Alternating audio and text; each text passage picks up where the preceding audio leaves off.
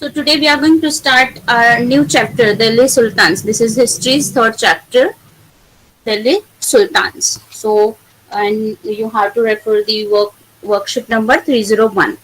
Okay.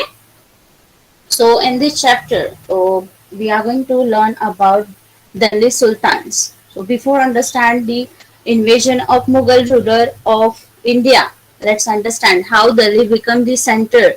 Till now, what we have studied under the ancient and the medieval previous history, Delhi was not a center for trade, either for invasion, for military also. However, during early 12th century, Delhi started to become the center of major development in north. So you can see here the towns. This Delhi Sultans built many cities in that area that we know now as Delhi. Look at here map. So this all now you can see here the cities like here Siri, Jhapana, Delhi Kuna. This Delhi E Kuna, Siri and Jhapana. It is a Delhi area. So, however, during early 12th century, Delhi started to become the center of major development in north. This all start with the Rajput ruler, mainly the Tomar Rajput, who were defeated by Chauhans of Ajmer. So, you can see here the rulers of Delhi. So, here you can see Rajput dynasties, Tomar, Angapala, Chauhans, Prithviraj Chauhan, and when they were ruled. So, if you have extra time with you, so you can write down this all the sultans and their periods. Okay, so then after that, after Prithviraj Chauhan, early Turkish rulers ruled. Then in that Turkish ruler Kutubuddin Aybak, then Samsuddin Iltutmish, Rajia Sultana, Ghiyasuddin Balban. Then after that Khalji's dynasty came. Then Jalaluddin Khalji, Alauddin Khalji ruled over Delhi. Then Tughlaq dynasty came into existence. In Tughlaq dynasty, Ghiyasuddin Tughlaq, Muhammad Tughlaq, Firuz Shah Tughlaq. Then after that Sayyid dynasty came into existence, and in that Kilz Khan was the ruler. He ruled over in period 1414 to 1421. Lodi dynasty came into existence after Sayyid dynasty. Then Bhalul Lodi was the ruler. He ruled in period 1451 to 1489. Now, why was the Delhi important at that time? Delhi was mostly a kind of 45 towns which were known as garrison. So next point is find out the Delhi Sultan. Finding out about the Delhi Sultans. So historians have found a lot of written document, inscriptions, coins and buildings. So here they got the tawarikhs also. They write tawarik. So we have seen prashastis. Prashastis and the tawarikhs are a little bit same. So Tawarikhs is a singular and the Tawarik is a plural word. Tawarik were stories about the Sultan, and the Tawarik were often learned men from the Sultan's court, such as secretary or poet. You might have doubt here that why the people were writing and why these were valuable. So they were writing in order to earn good rewards, isn't it? These tawariks or prashastis, they were written about the kings, and they were writing in order to earn good rewards. So when the king liked those things, yeah, great Ayush. So he gave those poets to the secretaries or ministers land grants or sometimes coins. So they praised the rulers and made him sound like a superheroes. So they are not considered reliable source of information, isn't it? And those who write the tawarik, they live in cities. They often wrote the histories of sultans in hope of rich reward. These authors advise ruler on the need to preserve an ideal social order based on birthright or and gender distinction. These ideas were not shared by everybody. Okay, so yeah, so up to 12th century there were a lot of activities going on in the southern part of India. Many different dynasties came to power and there were many different wars and administrations. So which dynasties we have seen in table 1? Can you name few? Rajputs, Sayyid dynasty, then Turkish, Khalji's dynasty, Tughlaq we have seen. So there were many dynasties came to power and there were many different war and administration also. So if the king changed, then his system or his way of administration also changed. You can see here towns in Delhi Sultans. So what was happening up north?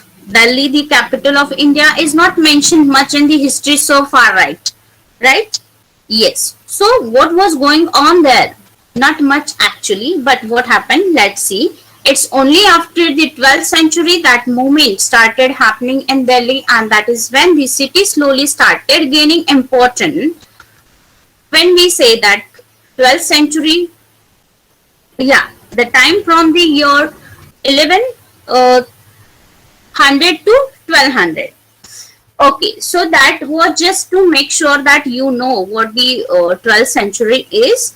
There were 5 different dynasties that ruled Delhi from 11 to 15. Just we have seen in table 1 that Rajput, it was start from the Rajput, then early Turkish ruler, then Khaljis, then Tughlaq, Sayyid, and the Lodhis.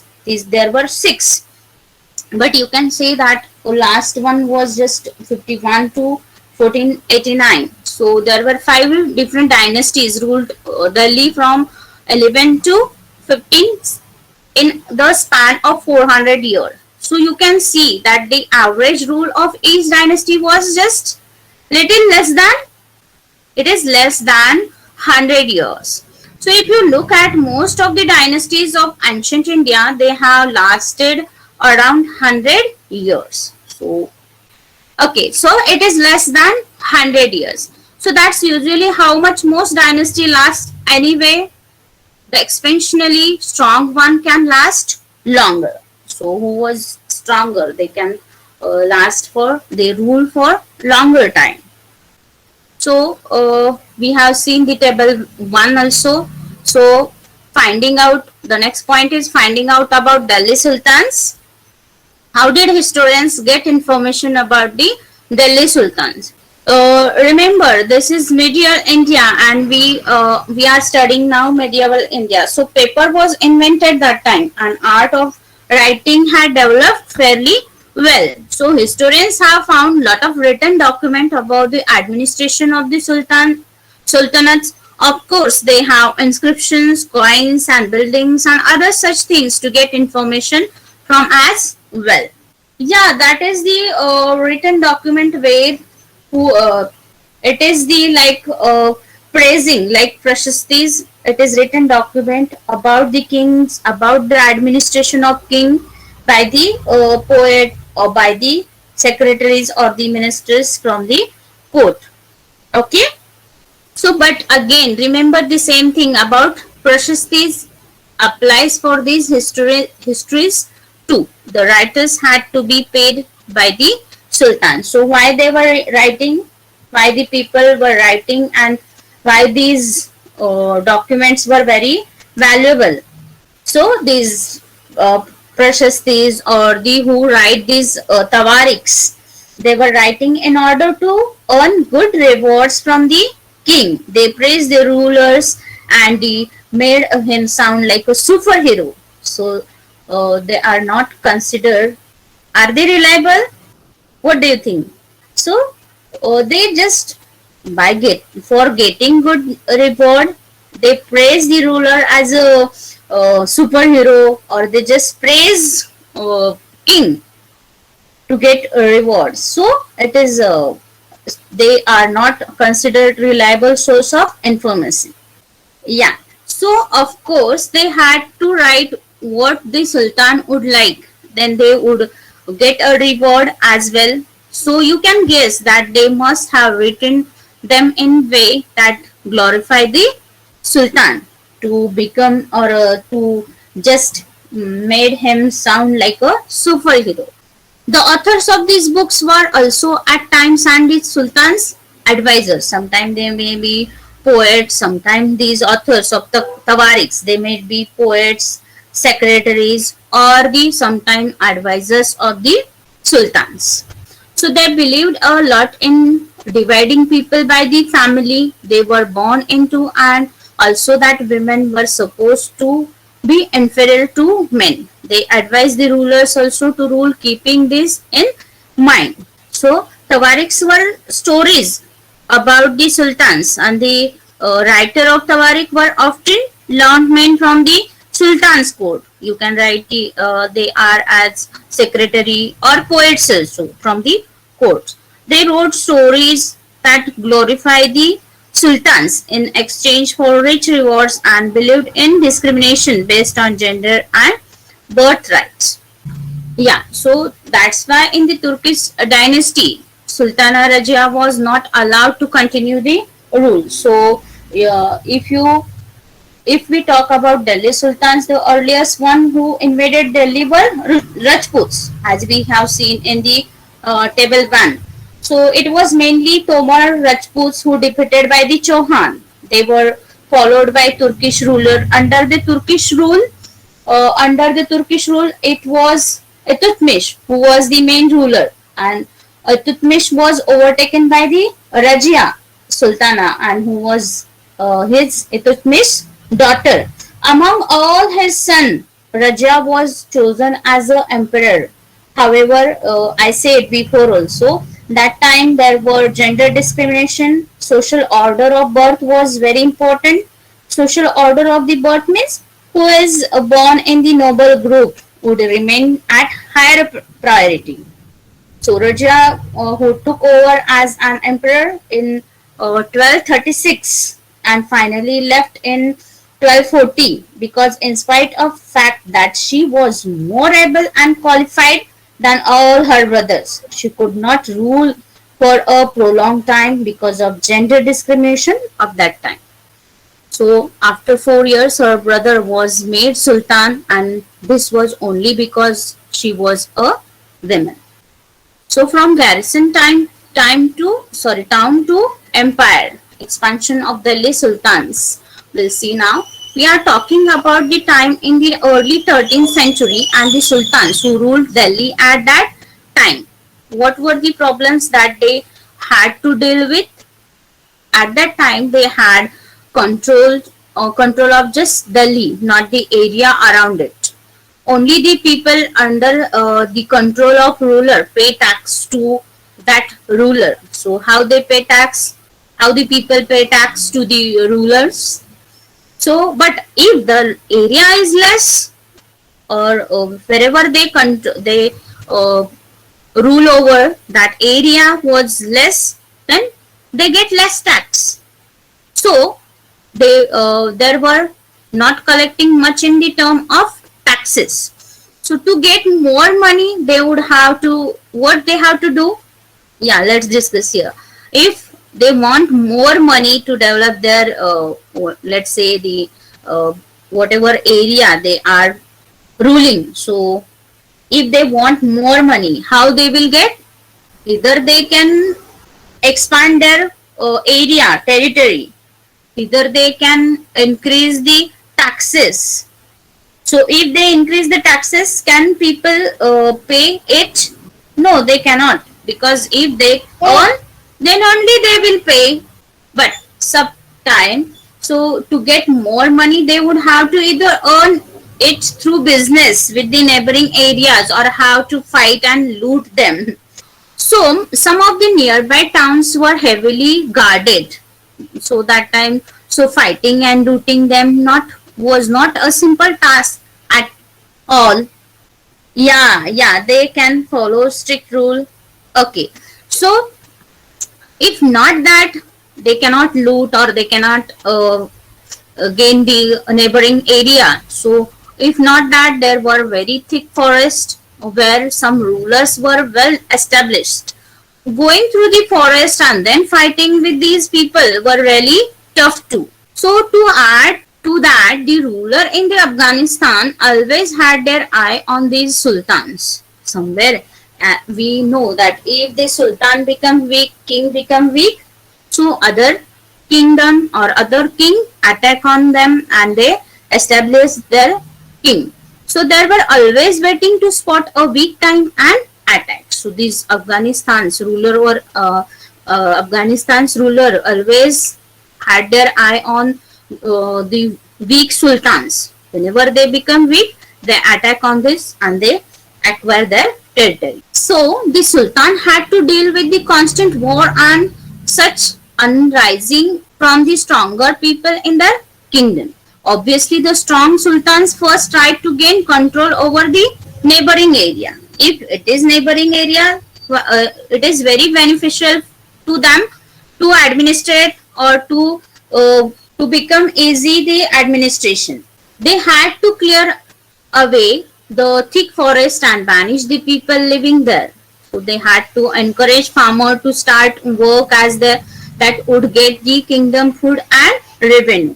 So to encourage business, they also build roads which they guarded and let traders work. So for getting more money, they always encourage farmers to start their work. They provide them the agricultural facilities, irrigation facilities.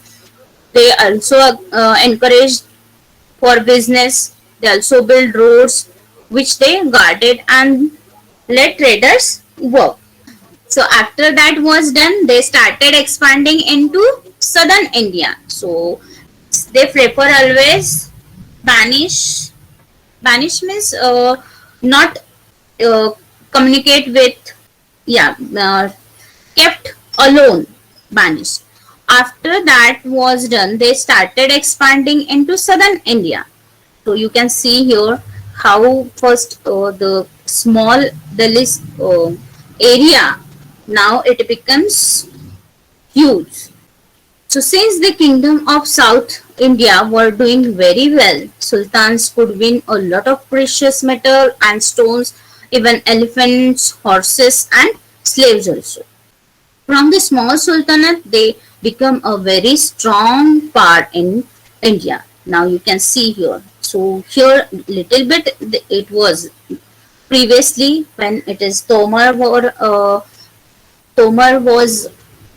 ruler. That time it was just it was little bit, but when it was expanded, then it was become very powerful in India. So along with their power, they also spread their religion. So they were Muslim and so they built a lot of mosques and encouraged the people of India to convert to Islam and be Muslim too. So this is how uh, Islam came to in India. So sultans moved to capture the southern India. They attacked South Indian cities and carried away animals, slaves, or precious metals. When the sultan attacked and captured the particular part of country, they brought their religion, Islam, along with them, and the people in captured area were encouraged to convert the religion to Islam. So thus Islam spread in India as an important religion. If you like our videos, do share them and subscribe to our channel. If you want awesome quizzes, write to us. Keep watching and keep learning with Walnut.